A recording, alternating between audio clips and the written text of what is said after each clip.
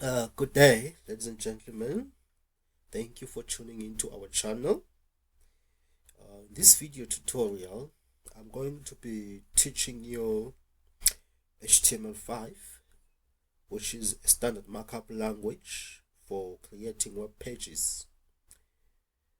HTML5, what is it? What it is? HTML5 HTML stands for Hypertext Markup Language. It's easy and fun to learn HTML5. It describes the structure of a web page. HTML5 is the fifth and current major version of the HTML standard. It is essential for everyone to learn who wants to be a web developer to learn HTML5 or to learn HTML in general, because it is a standard that is used for building websites. And if you want to build a website, it is a prerequisite that you have the skills in HTML5 in order for you to be able to be a web developer. So that is why I decided to introduce this course to you, so that you are able to learn the basics of HTML5 and the fundamentals that you will need in order for you to get started in becoming a web developer.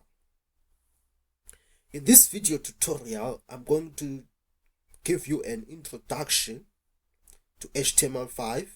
I'm going to give you an example of a structure of an HTML5 web page. I have here on my screen open a browser here, which is I'm using the browser, the Edge browser, the Microsoft Edge.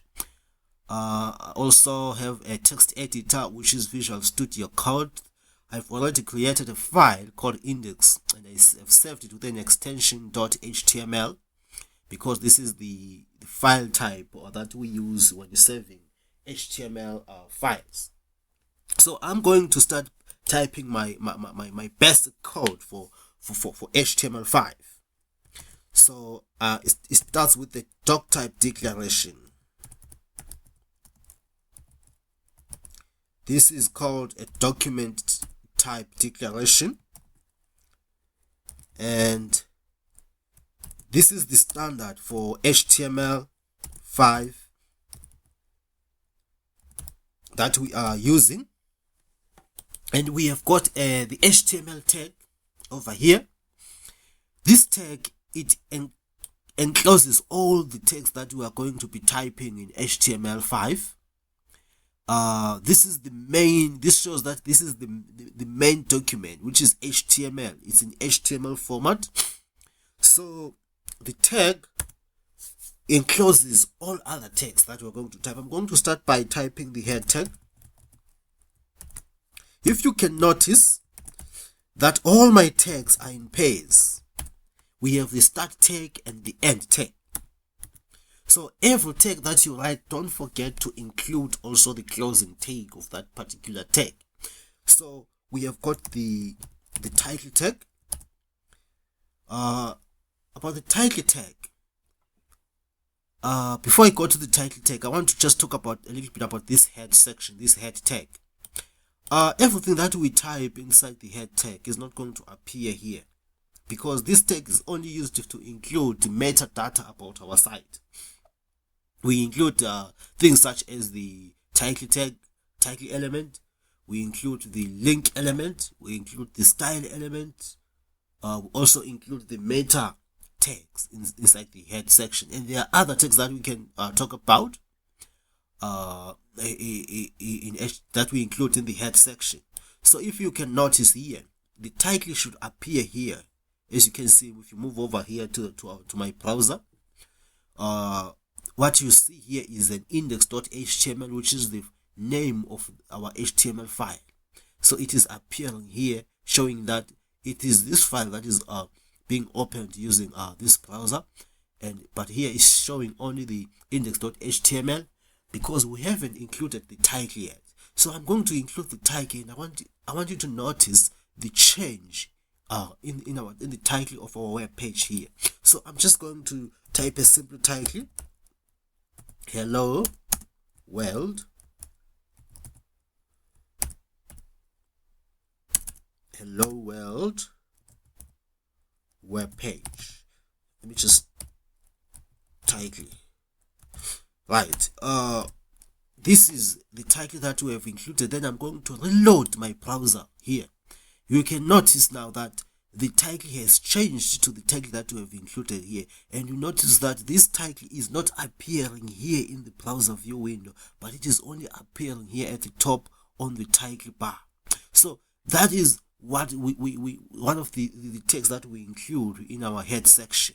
From the head section, you have to move on to type the body section, the body tag. Body tag is also typed in pairs. Let me just mention that every tag that we are going to be typing from now on, we are going to be typing it inside this body tag, because it is supposed to appear here in our body section of our in our browser view window here, because that is the body of our web page. Okay, so I'm just going to type an example of some text that we can include. There are so many texts that we include in the body section. We have the heading tags, we have the paragraph tags, we have the lists, we have the input elements, we have the form elements. There are so many elements that we include in the body tag. So I'm just going to type a simple h1 and say hello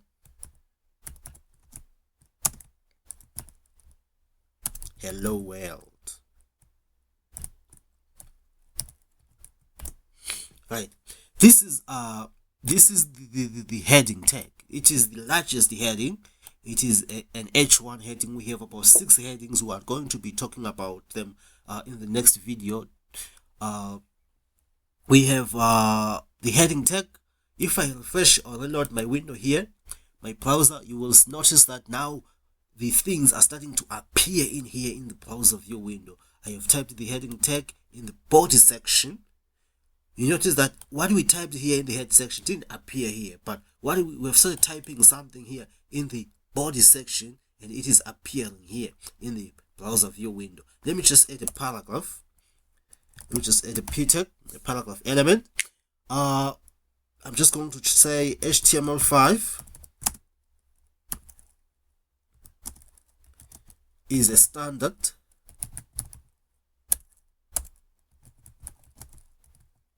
markup language used to create web pages. HTML stands for hypertext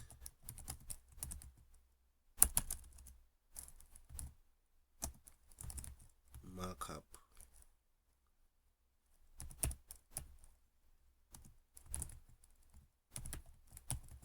language. Close p tag. Don't forget the closing tag. Do not forget the closing tag whenever you are typing in HTML. As you can notice now that we have got the heading at the top, which is h1. Then we have actually typed our paragraph. This is how it is rendered, and you should notice that when we type text in our text editor over here, the tags are interpreted, or they are compiled by the browser, and the browser will determine how this text is supposed to be rendered. So using this p tag tells the browser that you have to render this text in between these two tags as a paragraph. That is what the browser does. That is what the browser sees. And then if it's a heading, h1 is going to tell the browser that this is a heading tag. Render it as the largest heading. So that is why it is displayed the way it is displayed here on the browser. So this is the basic structure of an HTML element. We are going to be talking about of an HTML page. We are going to be delving more into other elements that we use in HTML5. So stay tuned. Do not forget to subscribe, share, and like this video so that other people can benefit from this free wonderful content on HTML5. We are going to meet in the next video, where I'm going to be exploring more of HTML elements. Thank you. Have a good day. Hello friends, welcome back to our second video. In this video tutorial, I'm going to be teaching you telling you about the text editors that we use when creating web pages. HTML5 as a markup language is written in a text editor. There are so many text editors out there. You are going to just simply type on Google or search on the internet for your preferred text editor. So your preferences are what you're going to be using when you are writing web pages. However, it is recommended that as a beginner, it's better to use the default text editor on your platform. For example, in Windows, we have Notepad. It is actually the best text editor to use to start out on HTML5. When you're on Mac, you can use the text edit. We have the default text edit that comes with your platform. The other text editors that you can find on the web, we have Notepad++, we have Sublime Text, we have Vim, we have Atom, Visual Studio Code, which is the one that I'm using. It is loved by many programmers out there. We have Brackets, we have Coda for Android and Android app, we have Quick Edit, Road, HTML Edit. There are so many. You just choose the one that you want. In this video tutorial, I just wanted to let you know the text editors that you can use to get started in HTML5. When you are using a text editor, do not forget to save your files with the .html or .htm extensions. You should either use HTML, it's also fine. We use HTML, is also fine. So you should be able to use a text editor to type your HTML files. Thank you for watching this video tutorial. I'm going to be exploring more elements in HTML5 in the next video. Please don't forget to share, subscribe, like this video. See you in the next video. Goodbye. Welcome friends. Thank you again for tuning in. In this video tutorial, I'm going to be exploring the empty elements in HTML5. We have so many empty elements, but in this video tutorial, I'm going to touch on the 6. I'm going to talk about the meta element. I'm going to talk about the link element. I'm going to talk about the Img image element. I'm going to talk about the break. I'm going to talk about the horizontal rule. I'm going to also talk about the input element. These are the empty elements that we have in HTML5. I'm going to start by demonstrating how to type code. For example, an example of a meta tag. As I've said in the previous videos, that the meta tag or the meta element goes in the head section of our web page. I've actually written my title over there, and I'm going to just include my meta element to just show the encoding of this particular file. So this is the tag for the meta element. As I've said, that the empty elements they have no closing tag. they are just self-closing tag, or they are empty elements, because you don't have two tags, the opening tag and the closing tag, then you have content in between. No, you just write a single tag, and everything that you write it inside that particular opening or start tag. So the meta element is written like this. The meta element, and then we have chased. I just want to demonstrate the encoding for the site. So it uses UTF-8. This is our meta element. As you can notice that it takes an attribute. A meta element always takes an attribute and a value. It takes an attribute and a value. You should also notice that it has got this / to show that it is a self-closing tag. So it's a tag, then you close it just here. This is all about the meta elements. We can include the description. We can include another element to include the description of your web page or of your website. You can also include a meta element to include the to make your website more responsive, or your web page more responsive, so that it can be used across various devices without breaking or without hiding some other content. So you can use a meta tag to make your page more responsive. We are going to delve into that in the future videos as we proceed with our tutorials. But this is just the basics. I'm just making an introduction to the meta element. I'm just going to want you to notice I have typed this tag here in the head section, just to stress the point that whatever we type in the head section is not going to be displayed here on the browser view window. So if you will load our browser, there is no change that you are going to notice, but some meta information has been included in our page. So that is why we use the meta tags to include additional or meta information or metadata about our web page. So now we have included that to say that the encoding for this web page is UTF-8 using the meta tag. So that is basically the meta element. The next empty element that I'm going to refer to is the link element. It is also written here in the head section, and it is also a self-closing tag. So the link, I'm just going to link, we use the link usually to link to our external CSS files. I do have a folder here with an external CSS file. So this is the folder that I want to link to. As you can notice, I'm just going to write some code into this CSS file. Oh, it seems like it wasn't properly saved. Okay, so I'm just going to save the file, so that I save it as .css before I proceed. This is the file. It's a CSS file. It is supposed to have .css, not .html.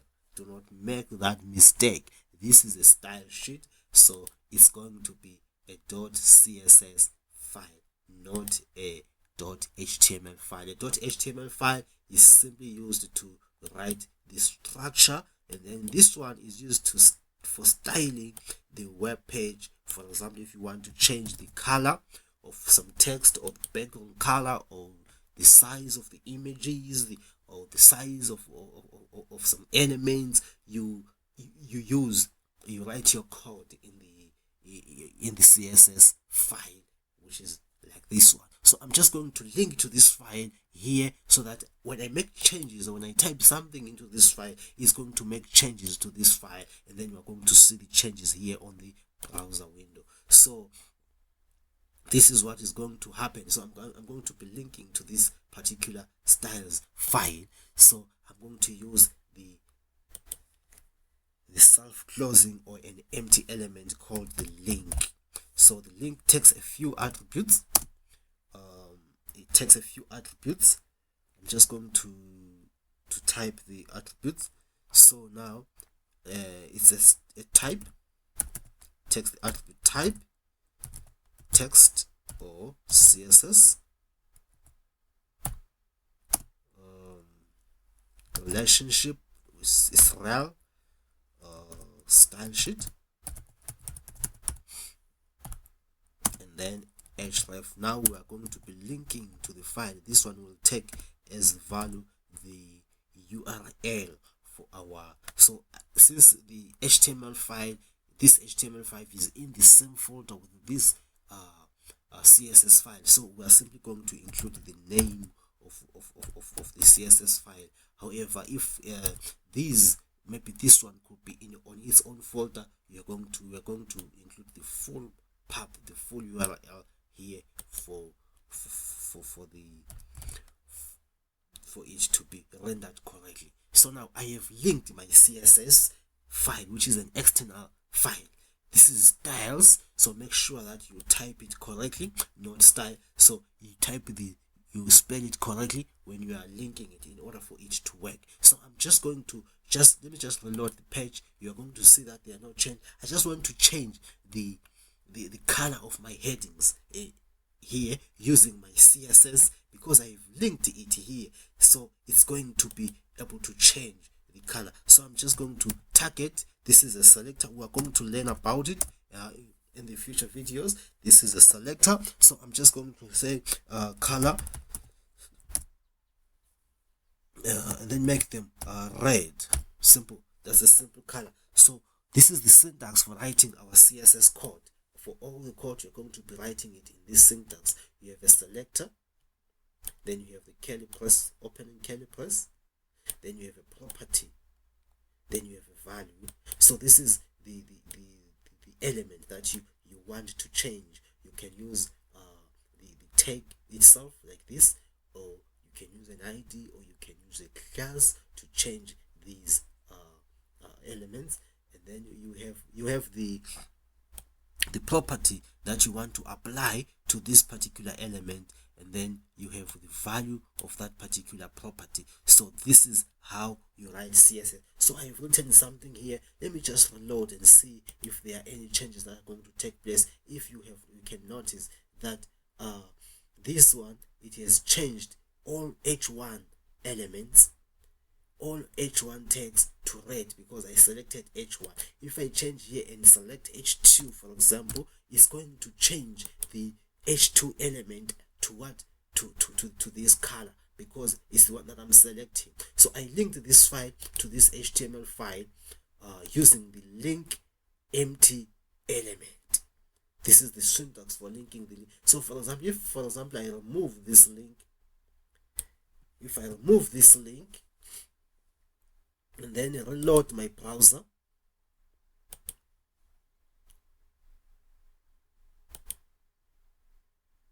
I will remove the link, right, and then reload the browser, have it together. Now you will notice that although I have code to change the H2 element here on my CSS, but this code is not actually being seen by this HTML file, because there is no link to this external CSS. So that is the purpose of a link element. That is the purpose of the link empty element. So now it can change the color of our document. And then the next empty element that I'm going to use is the BR, that is the break. If you want to make a break, maybe to go to the next line, for example, I want this HTML stands for hypertext markup language to go to the next line. As you can see here, it is in the same line with the first paragraph, with the first line, with the first sentence. It is in the same line. So if I want it to go to its own line, I'm just going to simply add a break element here, and then reload. You will notice that it's going to go to the next line. You can add as many BR elements as you want, depending on the space that you on the amount of space that you're going to need in between elements. If I add 3, you will notice that it's going to add more. However, let me just point out something here. If these white spaces are not interpreted by the browser, the browser is not going to see them. No matter how many spaces, as you can see, I've actually pressed enter several times, but there is not going to be a change in the way my text is rendered on the browser. Why? Because these empty spaces don't mean anything to the browser. Okay, so I just wanted to pass that one. And then you can add your break. If you want to move to the next line, then you will notice that it moves to the next line. That is the BR element. And then the next empty element that we are going to be talking about now is the horizontal rule element. It's the horizontal rule element. It is simple for underlining or for drawing a horizontal line wherever you want to draw. For example, I want to draw a horizontal line here.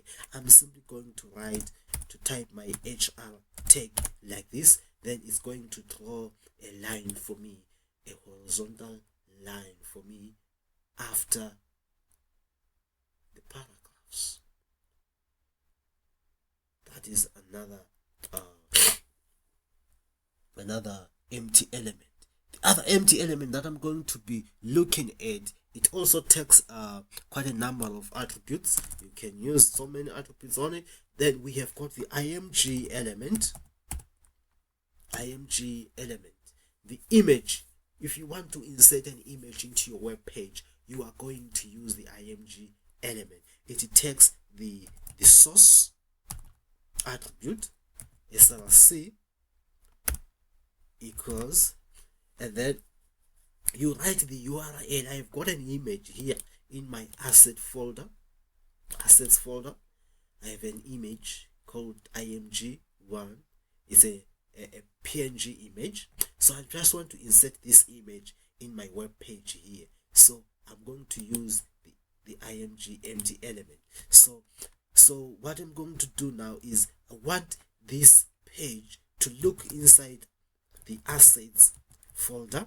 In the assets folder, I want it to go and find the image with this name and an extension. Is it img or image? Yes, it's img. So I want it to go inside this folder. I want this file to go inside this folder and look for this image, which is img, and put it here at the end below paragraph, below the h6 element that we have typed there. So let's just see how this one goes. Now let's just load our browser. As you can see, our image has been inserted in our web page. For example, if you decide you want to change the size of this image, you can add another attribute. You can add the width of the image, and maybe say I want you to reduce it to 20%.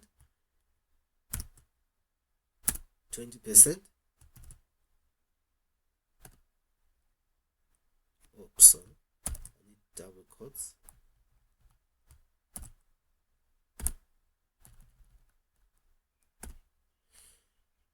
I want it to be 20% of its size. As you can see, it has reduced it. Or I want it to in pixels, and say I want my image to be 50 pixels.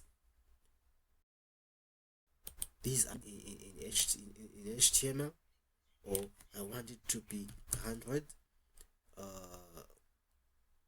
px. Okay, just want it. Or if you want to use the aims, you can use the aim. These are the measurement units in CSS or in HTML. This is the Img element. So it is an empty element because it only has one tag, and it is a self-closing tag. As you can see, we've got this / to show that this tag is just closed here. And then the last element which is empty, is an input element. So an input element also take a few attributes. So you just type, it is usually used with forms. So but now I'm going to just use it on its own. Equals text. If you want to add a text box, you can use it, text. Then you can add other attributes like name,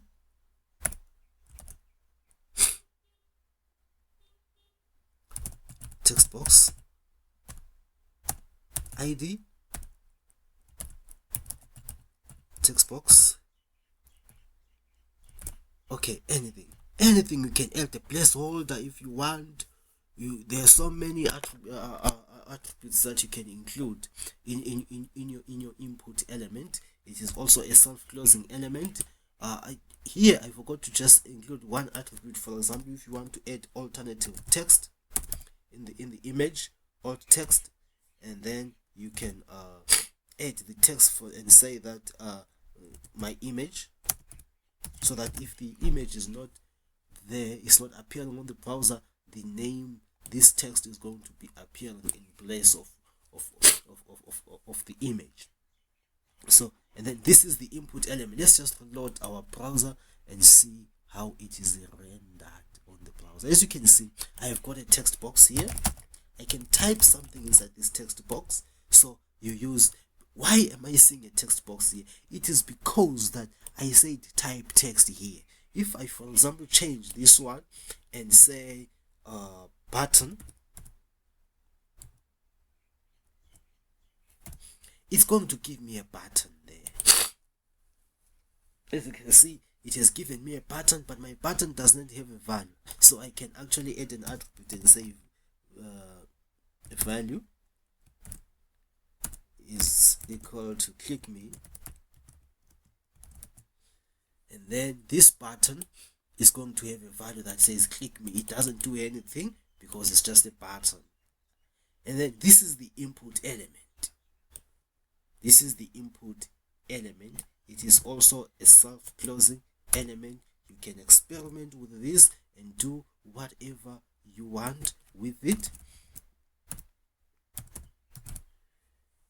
Welcome back to our video where I'm going to be teaching you more on HTML elements. In the previous video, the first video, we have actually looked at the basic structure of an HTML5. We have actually talked about a few tags that we have, and we have noted that each tag has a closing and an opening tag. Each element has a closing and an opening tag. As you can see here, this is our tag, which is the opening tag, and this is the closing tag, and we have got the element content, which is this word, hello world. And then when you refer to all the tags, start tag, content, and the closing tag, we call this an element. This is what we are going to be looking at now, where we talk about the various elements that we have. First of all, I would like to highlight the point that we have elements called nested elements, meaning that they are elements that can be nested inside other elements. So an element can have one or more other elements inside of it. For example, we have got this body element. It has got all these, the heading element nested in it, and the paragraph element nested in it. Let me just make an example again of another element that we can use, for example, to demonstrate so that you understand how an element can be nested inside another element. I'm just going to italicize this standard text so that you see how it is rendered using the I tag for italics. So if you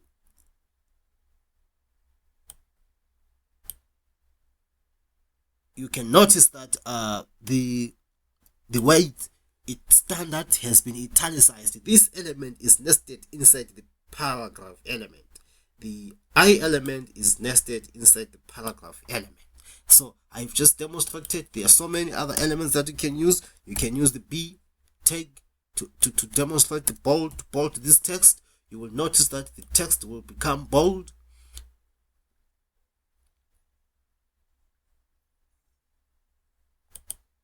When you reload the word, you will notice that the standard word has been emboldened, and then there are so many.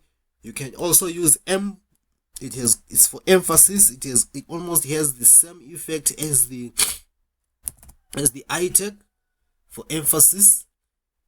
You see, it just italicizes to show that you are emphasizing this text, right? Right now, I would like to talk about the heading element. The heading element. We have 6 heading elements. We have 6 heading tags. The heading element, we have 6 different headings, which is H1. We're going to start with H1. We have actually used the H1 before.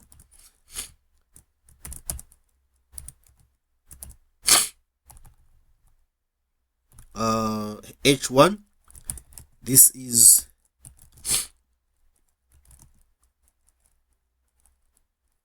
H1 heading.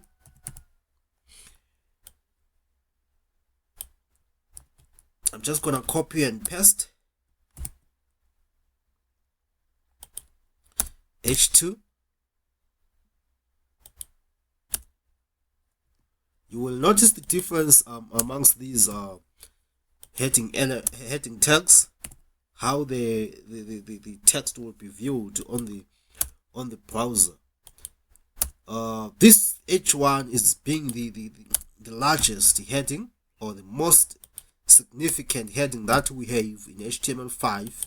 Is going to be larger than all other headings, followed by heading 2, then followed by heading 3, then heading 4, then heading 5, and finally heading 6. These elements are, this is the heading element. I'm just going to demonstrate how the text is rendered on the browser when it is typed in these different headings. Let me just quickly type before we run on we'll reload our browser.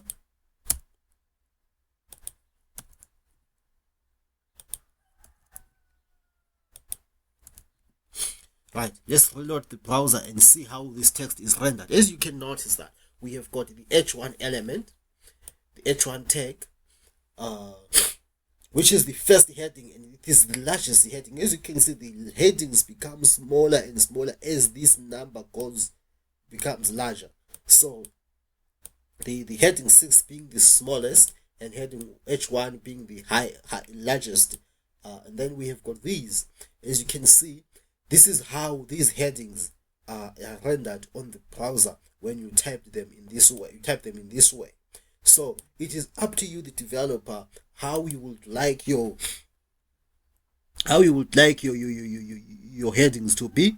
Then you decide which heading am I going to use for this particular text that I want to use. So that's it about the HTML5 heading elements. Thank you for watching this video. Don't forget to share, like, and subscribe to this video to help other people find more free content on the web. This is the best video that you can ever get to learn HTML5. Let's meet in the next video and explore more other elements in HTML5 that we have. Goodbye for now. Hello friends, welcome back to our yet another tutorial where I am going to be exploring attributes. In the previous videos we have used a few attributes. What is an attribute? An HTML attribute is used to add additional information about an HTML element. It is important to remember that attributes are used or are typed or are found in the HTML tags, and they are used in the start tag. You write an attribute or you add an attribute to an element using the start tag. You do not write it in the end tag or the closing tag, but you write the attributes in the opening or start tag. HTML elements can have multiple attributes. We have seen, for example, here in our link element, we have used the type attribute, we have used the rel attribute, we have used the href attribute. These are attributes. They are adding more information about this particular element. This one says the type of this of the file that you want to link to is a CSS file, and then the relationship of this file with our index file is the style sheet, and the href element tells us where to find the particular file.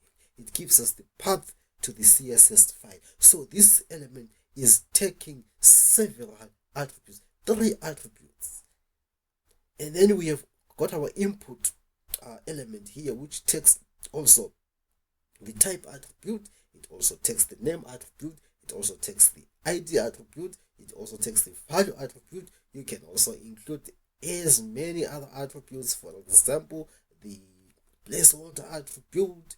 There are so many attributes that you can include in an element, depending with the element that you are working with. So, the structure of an HTML attribute. We have got the attribute name, an equal sign, as you can see, and a value of that particular attribute. So they go in name value pairs. They are composed of a name value pair. All of them, they are written like this: type, name, and a value. The value is text. Type is the name of the attribute, text is the value. So we're assigning this value to this attribute using this equal sign. Okay.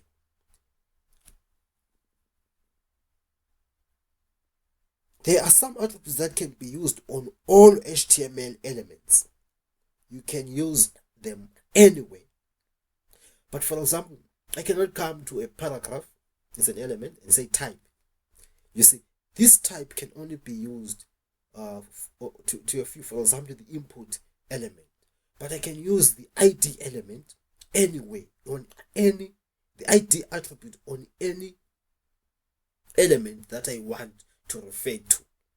I can use the class attribute on any element that I want to refer to. So these attributes can be used. They are global attributes because they can be used on any element that we are going to want to refer to.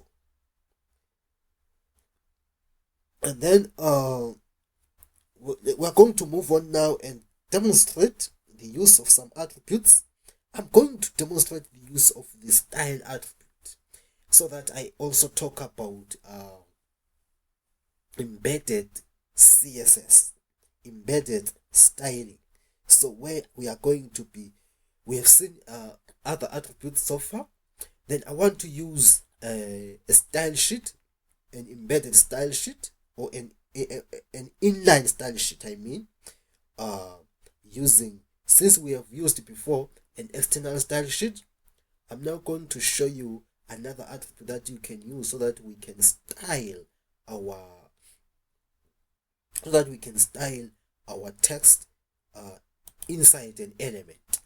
We are going to use the style attribute in this heading 4. In this heading 4, style equals value.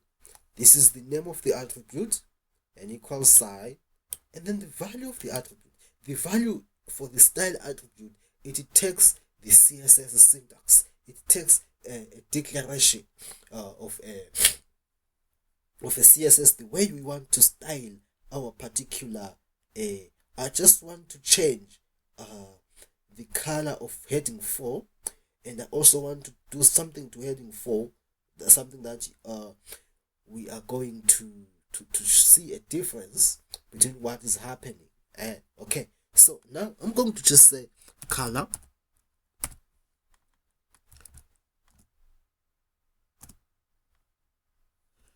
It is taking the same syntax, although it doesn't have the curly braces, but we are using the same syntax. I'm just going to make this one blue, and then I'm going to add another styling to our heading. I'm just going to say I want to transform, okay, text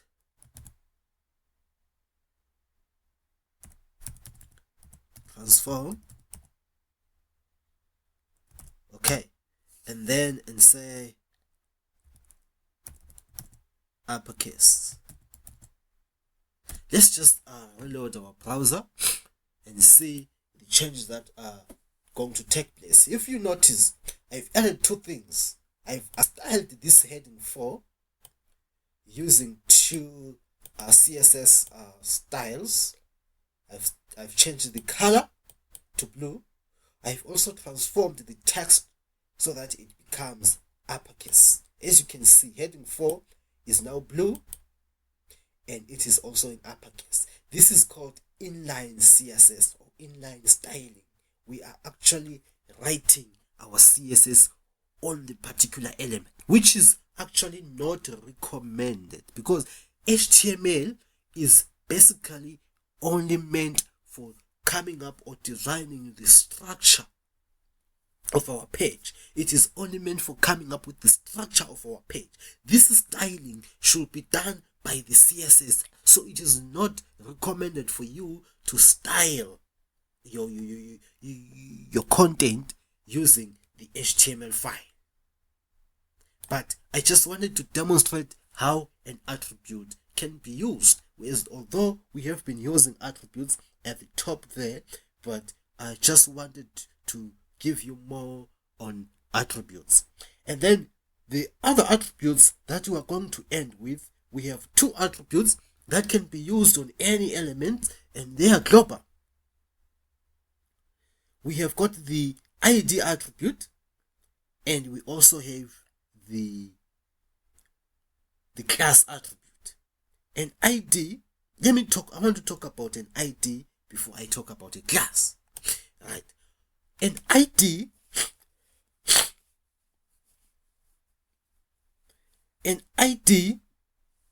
is used to identify an element. An ID is used to identify an element.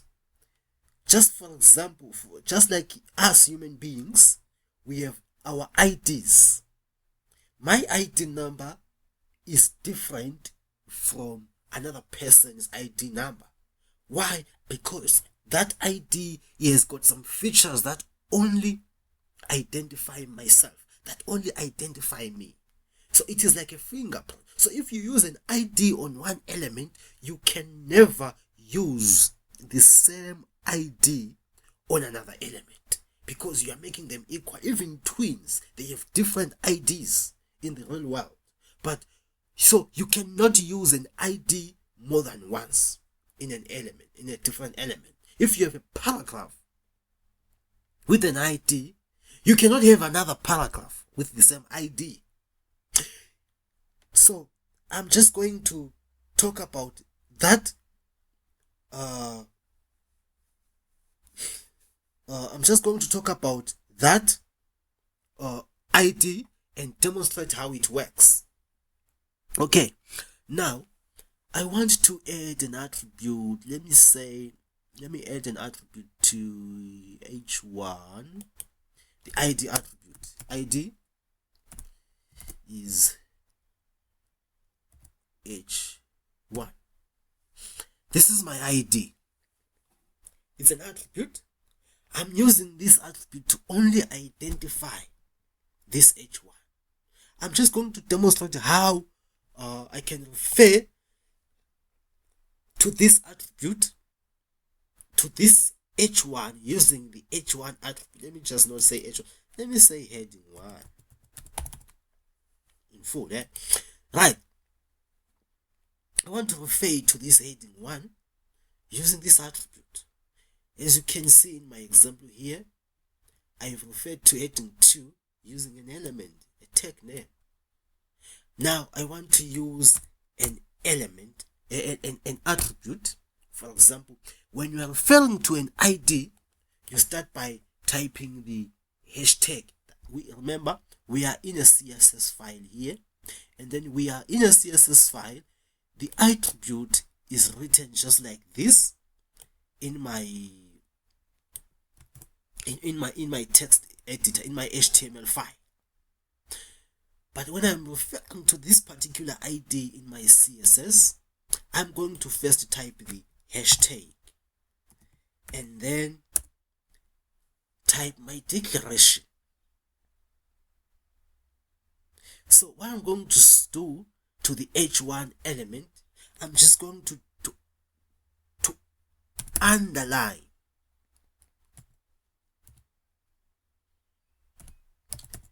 text decoration,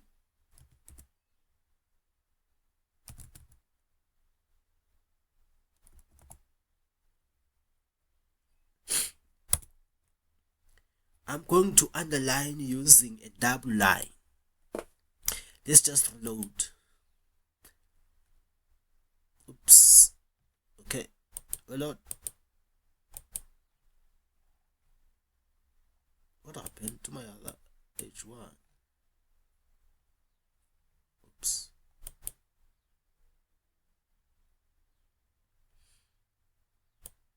Okay, let me just do something. What have I done?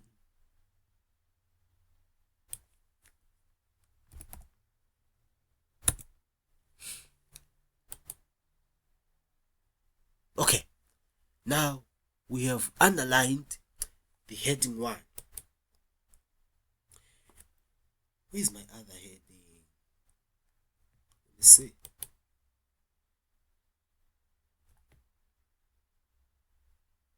Oh, okay. I removed my heading. I just want to include another heading 1. h1 hello world. Right. I want you to notice something.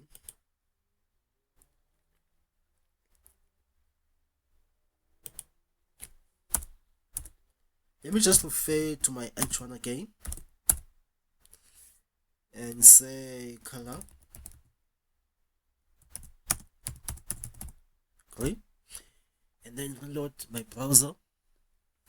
You are not going to notice that I've got this CSS declaration here, and I have actually changed the color of my heading 1 using a tag name, and both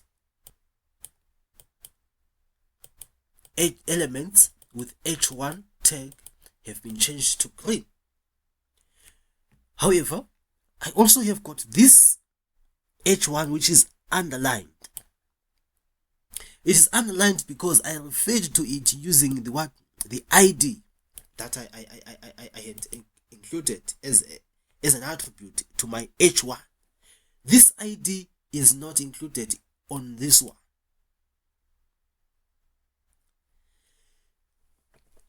Yes, if we include the same ID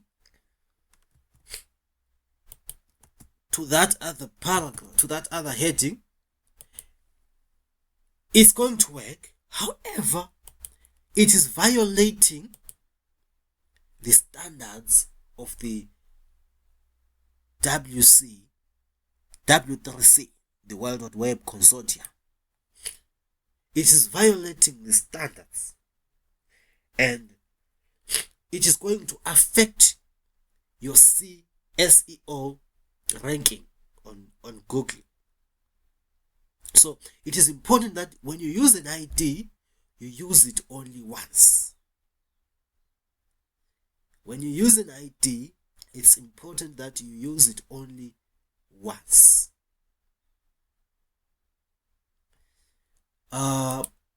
Just want to check something.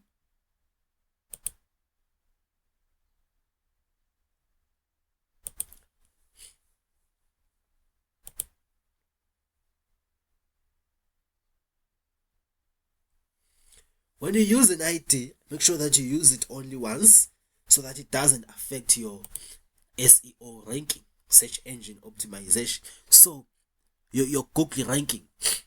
So I'm going to just remove this ID because this is not something that you should be doing. Right. However, if you want to use the same attribute to refer to apply the same styling to various components or to various elements in your HTML file, you are going to use a class. For example, I'm going to say I want all my headings to be in uppercase. I want all my headings to be in uppercase. You are going to add. We are going to put them in their own class, to group them together. Classes are used for grouping elements together. So if you want to apply the same styling to various elements, you are going to group them using the class attribute. They are in the same class, so they are going to get the same styling. So the class attribute that I'm going to use is that I'm just going to say headings.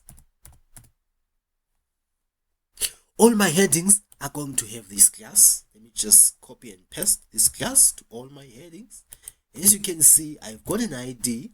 I also have a class in the same particular element. And you should notice also that I'm writing my attributes in the start tag. I'm writing my attributes in the start tag. And you notice that an element can have more than one attributes. An element can have more than one attribute, and I am writing my attributes in the start tag. I'm emphasizing that so that you do not forget. So now I'm going to format my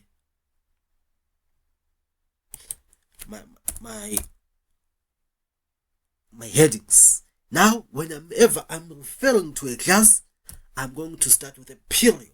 Then I write the name of the class. Then curly braces. Then I can write my styling. So I'm just going to change the text transform property so that I set it to uppercase. Then when I set it to uppercase, all my headings are going to be in uppercase. As you can notice that the class has been applied to all the elements that have got that particular class on it. This is how you deal with the attributes in HTML. These attributes, especially the class attribute, the element, the tag, the class attribute, and the ID attributes, are mostly used when you are dealing with JavaScript. When you are writing your scripts for your website, you are going to be selecting these elements using the IDs, the